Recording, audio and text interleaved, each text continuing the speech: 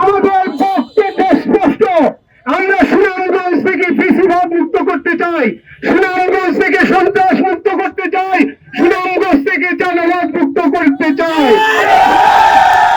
সুনামগঞ্জ গণমানুষের জন্য একটি সুস্থ স্বাভাবিক রাজনীতির পরিবেশ করতে চাই।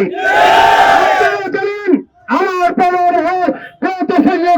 সাহেব এই দেশের মানুষের উন্নয়নের জন্য কাজ করেছেন,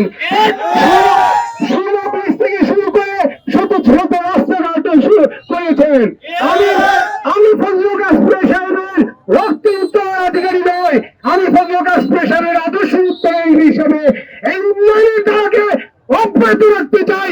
আগামী দিনেও ইনশাআল্লাহ বেগম খালেদা জিয়া আমাদের পার্টি চেয়ারপারসন এবং ভারপ্রাপ্ত চেয়ারম্যান জনাব তারেক রহমান, আমি ওনাদের কাছে আহ্বান জানাচ্ছি, ওনাদের কাছে হাত জোর করে মিনতি করছি, আমাকে যদি আপনারা মনোনীত করেন, আমাকে যদি আসলে মনোনয়ন দেন, এই অঞ্চলের মানুষকে নিয়ে এই অঞ্চলে আমি একটি সুন্দর সুস্থ এবং বিপ্লব এবং উন্নয়নের এক নবদিগন্ত সূচনা করবো ইনশাআল্লাহ।